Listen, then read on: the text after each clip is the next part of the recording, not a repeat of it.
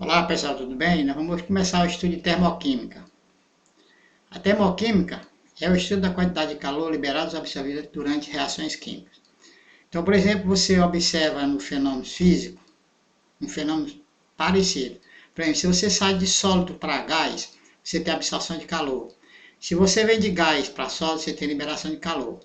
Isso você também observa nas reações químicas. O que é uma reação química e energia? Energia química, o que é? A energia química é a energia parcial das ligações entre os átomos. Sua liberação é percebível, por exemplo, na pilha conforme abaixo. Você tem que o exemplo na pilha, se a energia química da pilha, calor que aquece a pilha, aí você energia elétrica para o circuito, calor que aquece o circuito, aí você tem energia elétrica para a lâmpada, calor que aquece a lâmpada, energia luminosa da lâmpada. Você está vendo que a energia que ela está sendo transformada. Começou da reação química e foi sendo transformada. Então, essa energia que você vê nas reações, ela se refere ao quê? É exatamente às ligações que existem entre os átomos no formato de cada molécula, formação de cada molécula. A energia química. Você tem a energia química aqui, a energia biológica depende da energia química, as reações orgânicas dependem da energia química, os colóides, aeróides, coisas que funcionam com a energia química, como funciona. Então, tudo nesse universo que nós vivemos, você, para que tenha essas reações, você precisa, na realidade, de energia química. Porque essa energia química é liberada em cada reação. Vamos ver aqui o que são reações termoquímicas. Você tem a classificação das reações termoquímicas. Em função da energia envolvida, as reações podem ser classificadas de dois tipos. As reações exotérmicas, que liberam energia, por exemplo, processo de combustão, respiração animal. E os processos endotérmicos que absorvem energia, fotossíntese, cozimento dos alimentos. A ciência chamada calorimetria é responsável pelo estudo das trocas de energia térmica em forma de calor que ocorre entre dois ou mais corpos, suas vizinhanças, e a medida dessa quantidade de calor. Então, quando você tem um corpo quente encostando no corpo frio, você tem naturalmente um fluxo de calor do corpo quente para o corpo frio, até que quando você tem o equilíbrio entre as energias. Então, o que ele chama de calorimetria, ele diz que ela é responsável pelo estudo das trocas de energia térmica em forma de calor que ocorre entre dois ou mais corpos e suas vizinhanças, e a medida dessa quantidade de calor. Vamos ver o que é calor.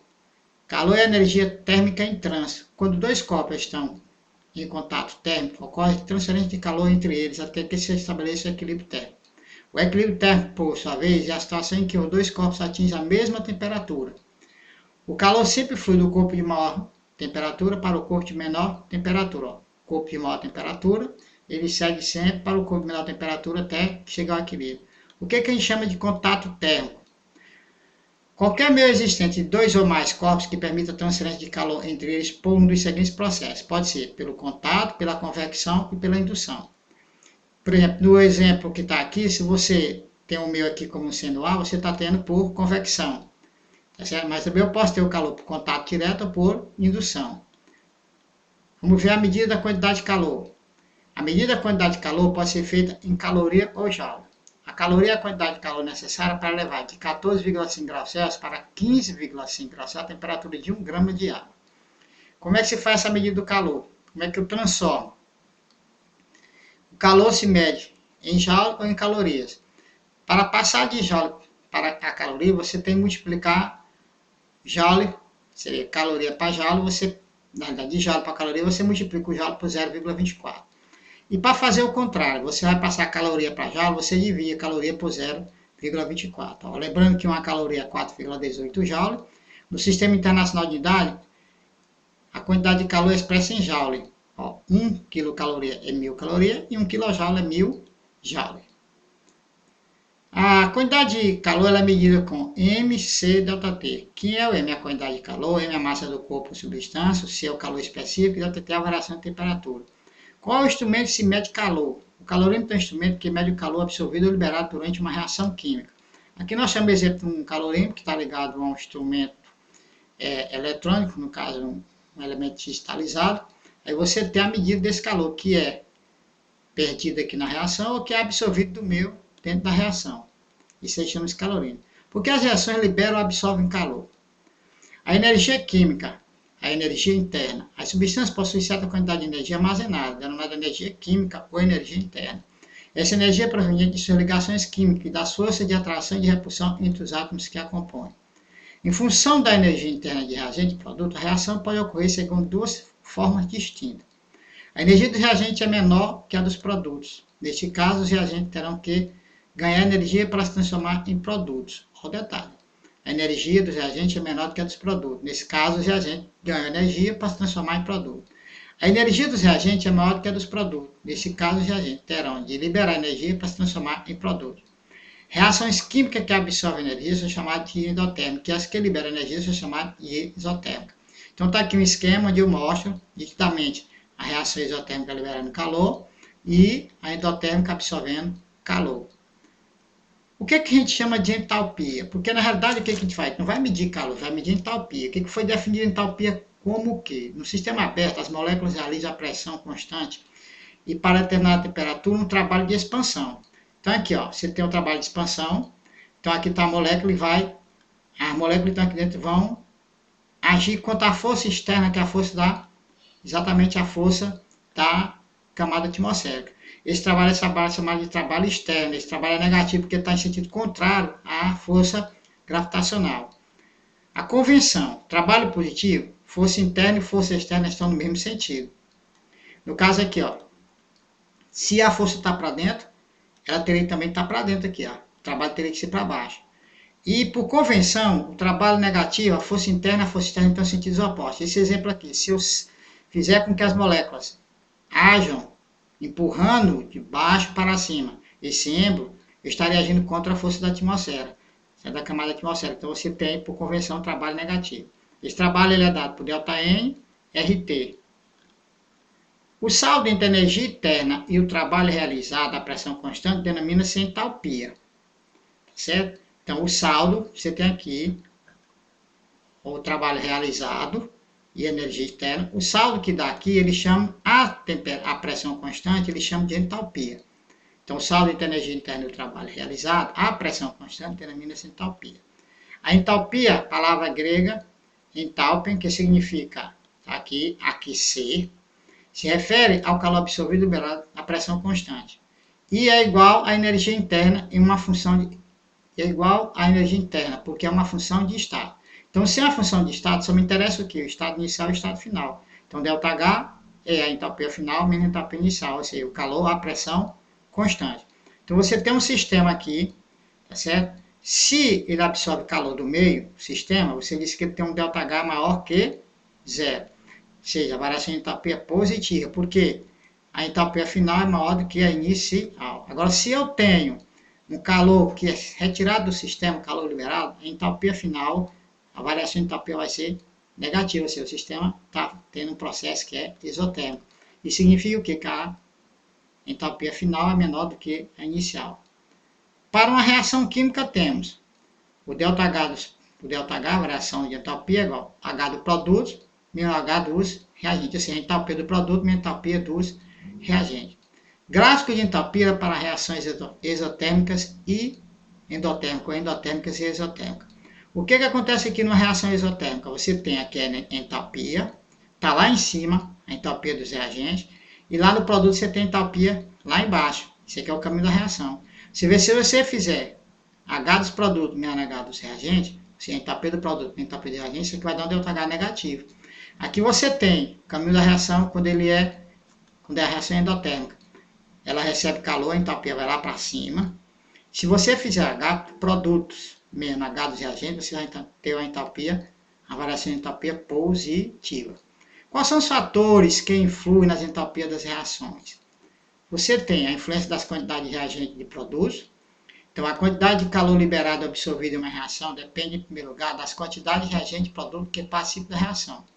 Então, por exemplo, aqui eu tenho 2 Hg gasoso mais O2 gasoso produzindo 2H2O vapor. Aqui eu tenho 485,8 kJ, mas isso aqui é para 2 mol de formação de água, de água vapor. Isso é para 2 mol. Certo? Se for para mol, você divide isso aqui por 2. A influência do estado físico dos reagentes de produtos. Eu vou colocar 3 situações aqui, onde você tem a água vapor, a água líquida e a água sólida. As equações são as mesmas, só que os seus exemplos ΔH são diferentes. menos 242,9 kJ por mol, menos 286,6 kJ por mol, menos 292,6 kJ por mol. O que significa isso? Que o ΔH aqui é entropia e a reação é o quê? Sendo negativo, se a entropia sendo negativa, a reação é isotérmica, então está perdendo calor. Para sair, tá certo? Ó, ok? Está perdendo calor, ΔH negativo. Bom, aliás, ΔH, tá certo? Vamos aqui,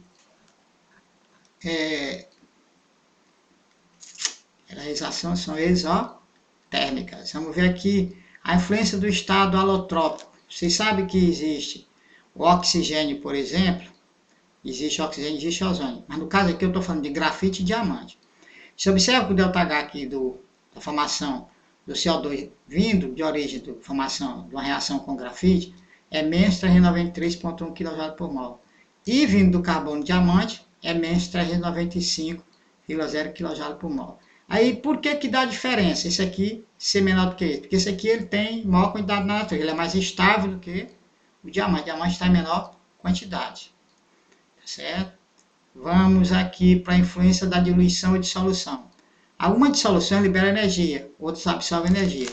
Vamos imaginar a seguinte experiência. Um mol de H2SO4 é dissolvido a 25 graus Celsius em quantidade crescente de água. Verificamos que até certo limite, quanto maior a quantidade de água, maior será o calor total liberado na dissolução, de acordo com a tabela. Então você tem aqui número de mols de água na dissolução, o ΔH liberado, porque aqui é uma reação de ácido com água, na realidade libera calor, tá certo? É 0. Quando eu boto 1 mol de água, menos 28. Quando eu boto 2 mol, menos 40,9. Quando eu boto 4, menos 54,3. Vai chegar até aquele momento que você vai ter o ΔH, que é chamado de ΔH quando você tem a quantidade infinita de água. Tá certo? Então você tem, à medida que vai acontecendo a dissolução, aumentando essa quantidade de água, você vai aumentando o ΔH, ou seja, a quantidade de energia vai sendo perdida maior. Se seria essa reação isotérmica, falando em termos de módulo, isso aqui seria maior do que o primeiro lá, né? Então a gente está falando em termos de módulo. Então a quantidade de módulo liberada é essa aqui. Que toda reação de água e ácido, a liberação de calor. Influência da temperatura na qual se efetua a reação química. Observe que eu botei aqui a 15 graus Celsius, a formação do HCl, gasoso, 2 mol, 183,9 kJ. E botei a mesma reação a 75 graus Celsius. A liberação foi menos 184,1 kJ. Então você vê nitidamente a influência da temperatura, porque à medida que eu aumento a temperatura, eu vou aumentar o choque efetivo entre essas moléculas. Então a reação vai acontecer de forma mais rápida, você vai liberar uma maior quantidade de calor. Influência da pressão. A pressão praticamente não influi no escalão de reações que envolvem sólidos e líquidos. Mesmo em reações que envolvem gás, a da pressão é muito pequena, a influência da pressão é muito pequena, tornando-se quase que imperceptível em pressões elevadíssimas, da ordem de 10 ou de 1000 atm. Sendo assim, não devemos nos preocupar com a influência da pressão nos cálculos. Então, você vai ter que se preocupar, toda vez que você fazer os cálculos, sempre na influência de quem? Influência de quantidade de reagentes de produtos, influência do estado físico de reagentes e produtos, influência do estado alotrópico, influência da dissolução ou diluição, influência da temperatura na qual se efetua a reação. E a influência da pressão, ela é desprezível. Por que se fala aqui em diluição e dissolução? Diluir, tá certo? Não é dissolver. Se tem uma determinada solução, concentração 10, dilui, ela vai para 5. E aqui você está dissolvendo, você tem um sólido que é dissolvido, por exemplo, na água. Certo? Essa é a diferença. Então, vamos um pouquinho. Gente, a gente chega na nossa primeira parte, dando essa introdução sobre termoquímica e desejando a todos vocês que vocês se dediquem a estudar um pouquinho. Então, um abraço e Deus seja louvado nas suas vidas.